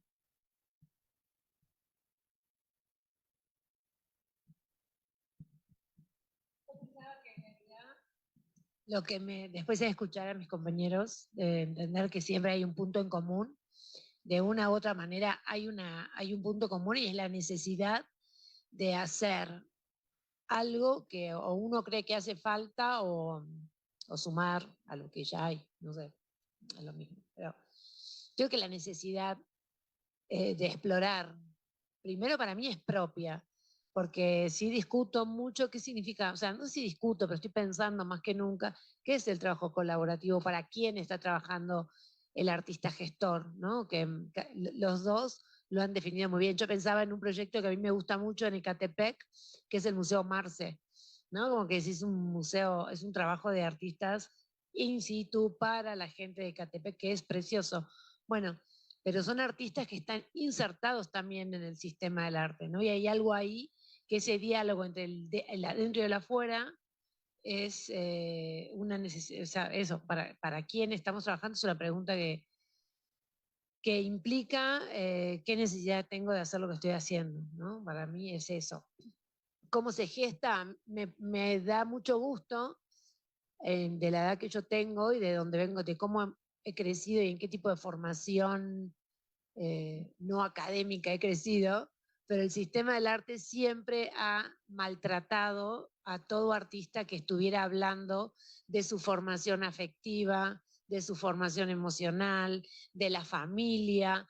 Todas esas cosas eran prohibidas hasta hace unos añitos. El feminismo ha instalado claramente la idea de que podemos volver a hablar de ese tema, ponerlo en la escena. Me encanta, no sé mis compañeros si ya lo venían trabajando, pero el de poder decir que además hay una cuestión heredada, hay un apoyo familiar o una educación amorosa, afectiva de los amigos, me parece que me encanta haberlos escuchado. Creo que ya todos gestionamos de una o la misma manera o caemos en los mismos lugares a pedir la plata. Don Feli, ¿quieres decir algo? ¿Desde dónde estás? Gran hermano.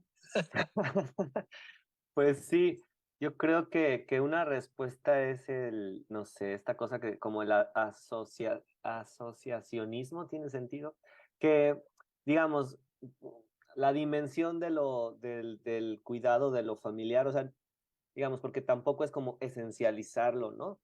Pero, pero reconocerse en las tramas que existen en la vida, porque digo, lo que sostiene nuestras vidas pues son muchas cosas, ¿no? Y entonces, para mí creo que el campo de lo familiar o lo doméstico, lo que de repente abre, porque son estos nodos que están interconectados, ¿no? Porque igual que este nodo de lo que me es familiar, pues hay otro y hay otro y hay otro y hay otro, y ahí van haciéndose cruces.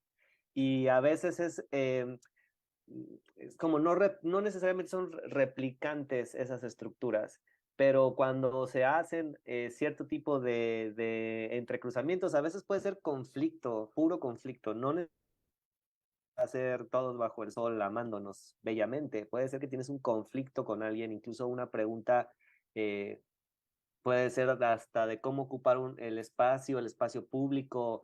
Vaya, no todo tiene que suceder, insisto, con una piña colada bajo el sol o en una fiesta feliz.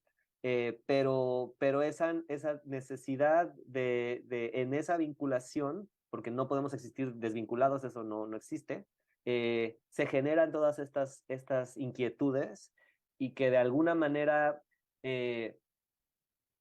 promueven que uno tome unas decisiones. Y en eso es que aparece para mí una especie de energía que te hace tomar decisiones y decir, bueno, esto va a ser por aquí, por aquí, por allá y por acullá, y van a aparecer muchos problemas y vas a tener que seguir o claudicar, pero vaya, es ese impulso, pero ese impulso tiene que suceder en una especie de asociación, de red, de algo, porque no existe como un frijolito con algodón y puesto como experimento, ¿no? En laboratorio.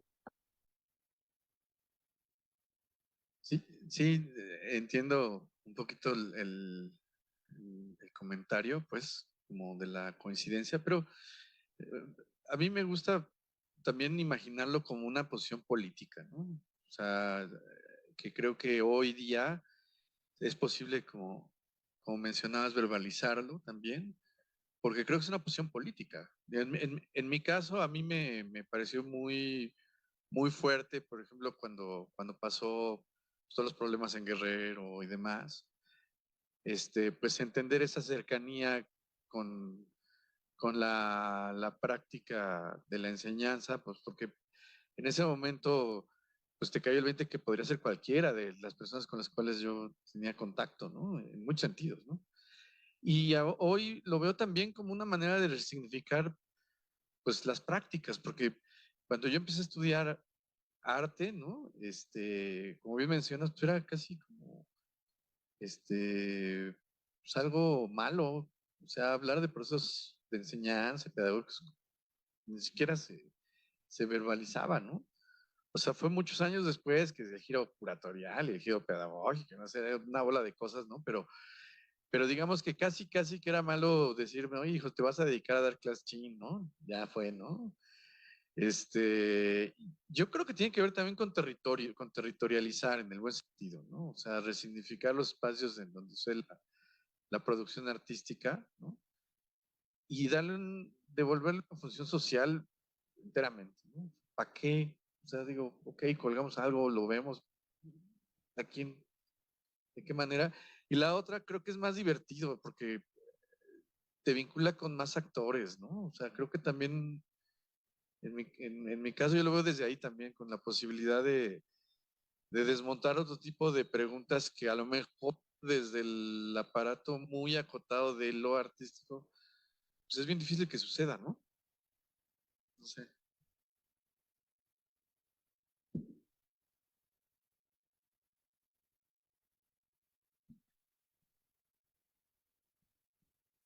Hola, bueno, voy a intentar ser breve y, o sea, lo estoy pensando mientras estoy hablando, pero para relacionarlo con un seminario que tuvimos hace un par de clases, vino Liliana López Borbón, y entonces ella es gestora cultural, pero justo hablaba de que para ella la gestión cultural es propiciar espacios para generar experiencias y afectos, ¿no? Entonces, al final, o sea, para mí eso es el arte, como en general, ¿no? Entonces, como que en este punto, digo, yo soy muy joven, pero me resulta muy, pues no sé, orgánica la relación entre como yo, o sea, ser artista y luego proponer, compartir lo que estoy pues investigando por mi cuenta, ¿no? Como mis curiosidades y como mis intereses, como compartirlos con la gente. Entonces, como que la relación artista-gestión como que parece en estos momentos muy pues, orgánica, pero como que también entiendo que ha sido pues eso, una lucha política, como de evidenciar estas relaciones y nada, eso. O sea, como que me parece, o sea, de cada uno de ustedes como los ejemplos de cómo están formando cada uno sus propios espacios y como experiencias y tal, y me hace pensar también en esta, o sea, la relación de el arte y la educación, o sea, de cómo, o sea, no sé, es que pienso en mi familia también, como que mi abuelo y mi abuela eran maestros rurales también y toda mi familia nuclear son profesores universitarios, y entonces de ahí hay como un, pues no sé, una necesidad como comunicativa con la gente, ¿no? O sea, como que todo es como conectar y compartir y siento que tanto el arte como la gestión como van de lo mismo, ¿no? Y entonces como que parece que dividir cada uno como en cachos distintos, pues como que suena hasta medio ilógico, ¿no? Pero, pues, no sé. Gracias.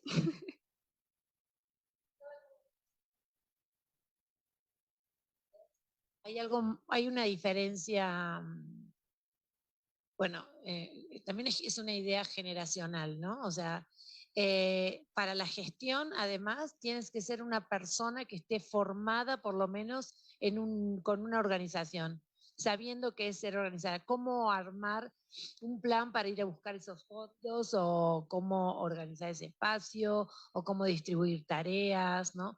Que es algo que también es importante. Y a veces en la práctica artística, en el hacer artístico, no estamos tan educados en pensar en que la propia obra tiene que tener esos casilleros, ¿no? También es generacional. Yo siento que ahora la gente más joven, por supuesto, es todo lo mismo.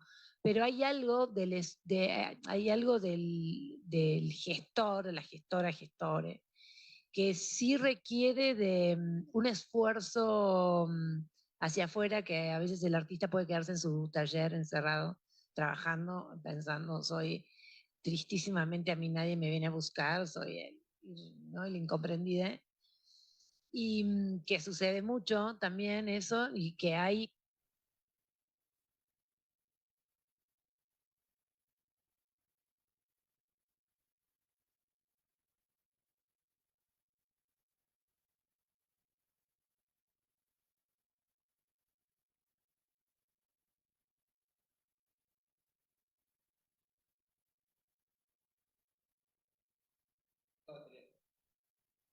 A ver, hay algo del gestor solamente, del artista que se dedica a la gestión, que tiene además una cabeza que a veces es especial, ¿no? Como o para las pedagogías, no sé, como que hay algo que el artista solo en su taller es otra cosa, no sé.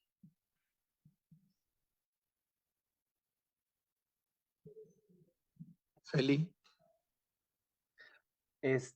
Pues coincido con lo que dice Ana. Justo ahora vine corriendo de la clase de gestión cultural que doy en la ESAI y un ejercicio que les es imposible de hacer a los compañeros es dejar de pensar en el acto, digo, a pesar de que todo lo que dije fue que me centro en la obra y que de la obra salió todo y se fue ramificando, es plantearles que hay un ejercicio de disasociación sobre el acto creativo hacia el acto de hacer público, ¿no? O sea, una vez que la obra existe, ya no importa realmente cuál es tu vínculo personal como creadores sobre eso que creaste. Ahora lo que te estás preguntando es, ese ente nuevo, ¿cómo es que se vincula con su contexto? ¿Cómo va a dialogar con ciertas personas en específico? Y luego a veces es reconocer incluso, a pesar tuyo, todo aquello que está puesto ahí que ni siquiera pensaste.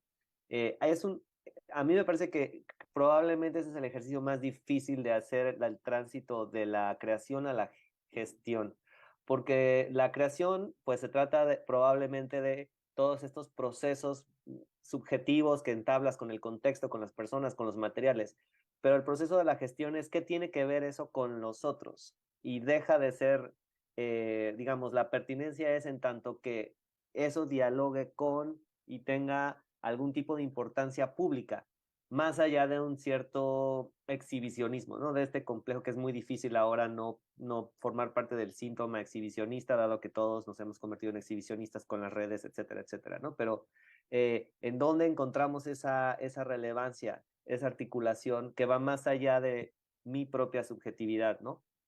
Y creo que eso plantea esos retos. Para un gestor, probablemente, y yo no necesariamente coincido plenamente, también es otra idea con la que hay que pelear, que los gestores no son administradores, o sea, si no es una perspectiva puramente economicista y también es muy poco productiva, bueno, no productiva no va a ser la palabra, es un poco, es riesgosa, porque entonces se tiende a que entonces el gestor nunca va a entrar no, tampoco va a entrar hacia el ámbito de esto creativo, artístico, y solo lo va a ver como un bien o como un recurso. Entonces también es importante pensar que las gestoras, los gestores, les gestores pueden imaginar condiciones para que suceda. Y eso es fundamental, porque ahí también es donde existe este encuentro con lo artístico o más allá que lo artístico. Ahorita que mencionabas que para ti, o si es generacional, digamos, como natural ver esta parte como integral, fíjate que no es tan natural todavía asumido institucionalmente. Ahorita estoy trabajando junto con un grupo de docentes y la Secretaría Académica de la Esmeralda para reformular el plan de estudios, por ejemplo. En una currícula escolar te das cuenta perfectamente de las nociones, de lo que piensan en un perfil de egreso y de lo que consideran como la función práctica de un egresado de una escuela de arte, por ejemplo, ¿no? O sea, la noción, incluso, cómo diseñas esa noción, ¿no?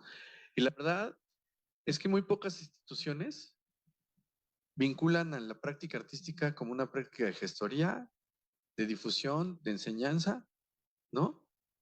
Incluso de curaduría, me atrevería a decirlo. O sea, el artista curador, uy, allá en los museos nos ven feo. O sea, es como, ay, como si no tuviéramos rigor, no tuviéramos posibilidad, ¿sabes? Es muy nuevo. O sea, lo que ahorita recogen las generaciones como la tuya, tiene 10 años, te lo juro. O sea, es bien poquito. O sea, yo les digo a mis estudiantes, les digo, bueno, ¿qué es lo que reconocen que es un museo? Y ya me salen, ¿no? Con una serie de cosas que digo, bueno, pues esto oficialmente en el papel aún no está. O sea, son las personas que lo operan, que se están golpeando y peleando y viendo que, igual que los docentes, las docentes que están reformulando sus asignaturas, pero en los papeles aún no está. De modo que hay todavía una buena chamba para poder como cernir realmente qué está pasando y qué tiene que ver con un diagnóstico social de lo que realmente está ocurriendo en la sociedad civil, para que eso se vuelva un terreno ganado desde las prácticas institucionalizadas, que creo que sí son bien importantes trabajarlas.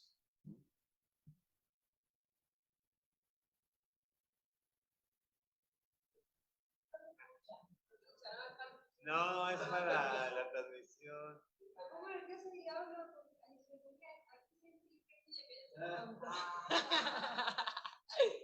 No, un poquito preguntarte a ti, Ana, sobre o sea, como esta crítica que tienes, o sea, es un poco en general, pero partiendo por ti, porque tú la tiraste al arte colaborativo en el arte contemporáneo, y también preguntarles a ustedes como cuáles son las grietas que se ven a eso, ¿no? O sea, como no quedarse en este nihilismo de decir como ahora es mainstream y no lo queremos, o como, bueno, eso es un poco ahí, eso.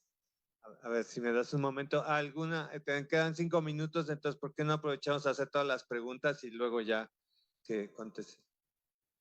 No, yo nada más rápido un comentario que me parece una idea muy importante esto de la práctica de riesgo que decía Felipe. Hola Felipe, soy Laura Valencia. Un saludo. No me ve, pero para allá, Felipe. Es que trabajamos en sí, pero aparte en Casa del Lago y hemos sido ahí cómplices. No, la importancia de la creatividad en la gestión, ¿no? Creo que ahí los artistas aportamos la imaginación, la creación, ¿no? Que no tiene que ver con justo lo que decía Felipe de esta cosa más organicista que sí tiene que estar, pero al mismo tiempo creo que ahí estas líneas de las cajitas de las profesiones creo que es parte del seminario que estamos intentando romper, ¿no? Es decir, que la imaginación y la creatividad no sea exclusivo del arte, pero también que se pueda mover a las otras profesiones, ¿no? Y viceversa. Creo que ahí es muy interesante el artista gestor y el gestor artista, ¿no? Creo que ahí está un aporte muy importante. Solo eso. Gracias.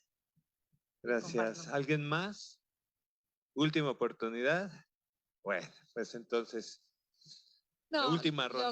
Lo que pienso soy crítica con lo colaborativo, primero porque todo el mundo habla de lo mismo y todo el mundo cree que hace lo mismo y no hay manera de discernir en este momento qué significa realmente ese trabajo.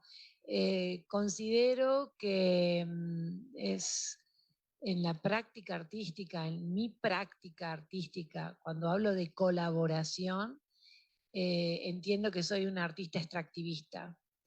Comparto ideas, mis deseos, mi investigación con gente que no tiene nada que ver con la práctica artística, con el mundo del arte, que no le interesa, que cuando llego y toco, voy a hacer esto, ¿te animas? Sí, va, me encanta, y aparece el deseo en el otro, y entonces se puede armar y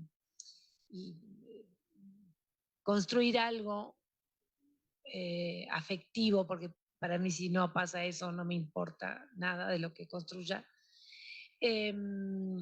Y bueno, eso es como una base para desplegar un montón de preguntas que me hago con respecto también a qué significa un artista gestor. ¿No? Como esto que estamos hablando, yo me considero una artista gestora y siempre he trabajado en colaboración y no es verdad, siempre he trabajado sola. ¿No? Si se acercan gente que quiere hacer algo o momentos yo, pero finalmente son mis ideas, es mi trabajo de gestión, es de buscar los fondos, no sé, como que hay algo de eso, entonces no entiendo todavía, no lo sé, todavía no sé bien qué significa colaborar, ¿no? Cómo se construye para que no haya abuso, para que no sea abusiva, extractivista, qué pasa, ¿no? Como eso, qué pasa con la educación cuando vamos a un lugar donde el arte siempre es hegemónico y... No, yo creo que está bien la crítica. Yo haría nada más una diferencia de 3 niveles, ¿no? Lo colaborativo, lo colectivo, lo colaborativo y lo comunitario. Son 3 niveles de aproximación con respecto a una plataforma. Yo, por ejemplo, yo creo que son diferentes cosas. Lo colaborativo siempre pasa entre pares artistas, ¿no? Lo colectivo, ¿no? Lo colaborativo. Y lo comunitario es un problema social que implica otras redes, que para mí es lo que hacen ellos en Casa Libertad, ¿eh? O sea, hay una comunidad muy específica y entra ahí. Yo creo que ahí, en ese discernimiento de niveles, es donde está el modo de operar, pues, ¿no? Para mí, también tiene que ver con el campo de recepción de las prácticas, ¿no? El artista tiene que definir el campo de recepción de lo que hace, ¿no? Porque eso para mí lo mete en una dimensión de conciencia pública. Si eso no está inscrito en la práctica, pues entonces, pues caes en todas estas cosas, ¿no? De repente, ¿no? Pero sí es muy importante que de origen el artista plantee cuál es el campo de recepción de lo que hace, ¿no? Hasta por conciencia ecológica, por conciencia social, material, en fin, ¿no? Y ahí es donde creo que ahorita está buena parte de la discusión, que creo que es interesante, ¿no? Pero que dice Big Brother ahí, Felipe. Felipe. Pues digo, yo igual coincido con David sobre porque también yo insistiría, también está el participativo y el interactivo, si le quieres añadir a las tipologías, ¿no? O sea, tampoco, y pasa lo mismo que con los procesos pedagógicos, pues hay procesos pedagógicos que son plenamente bancarios y totalmente castrantes, ¿no? De los cuales participamos, es decir, o sea, si tú tienes una asignatura en una universidad, evalúas numéricamente, por más hippie, iba a decir freudiano, freudiano y freiriano que quiera ser, pues tengo que asignar un número y participo y sostengo al mismo sistema que además me oprime, porque además con ese mismo sistema de puntitos me califican. Entonces, ¿qué puedo hacer? Pues renunciar y no participar de ese sistema, abrir cómo opera el sistema hacia todas las personas involucradas en la medida de lo posible, tratar de hacer espacios de fuga a eso, pero yo creo que, digo, también está el problema de estar solamente colocando el problema otra vez en uno mismo, como en esta cosa un poco como culpígena, ¿no? O sea, hay condiciones que nos superan como sujetos que no podemos cambiar tampoco, ¿no? O sea, por eso a mí me gusta lo de los no, esto, porque entonces si estamos imbrincados, pues hay cosas que definitivamente no hay tanto espacio para el libre albedrío como pareciera. Lo hay, pero entonces también hay que ser conscientes de cuáles son ciertas condiciones y ahí nuevamente la idea de la imaginación, la creatividad, tal vez más allá del arte incluso. Ya el lugar del arte es un lugar bastante problemático que nunca dijimos aquí, ¿no? Yo digo, me gusta más hablar de vida y cultura más que de vida y arte, pero ya arte es un lugar bastante problemático. Pero digamos, aún ese es lugar que permite sobre la posibilidad de imaginación, ¿no? arte también es un lugar de privilegio claramente y de exclusión muy evidente. Entonces también a veces decir, a ver, ¿cuáles son esos condicionantes de las cuales yo no soy capaz de disolver, ¿no? Y que plantean una cancha de juego, a veces es chiquitita y la idea es cómo puede haber esas interconexiones, asumiendo también ciertas responsabilidades de lo que sostenemos y sin que nos dé el ataque culpígeno, ¿no? Porque Freud y, ¿cómo era? Freud y Freire.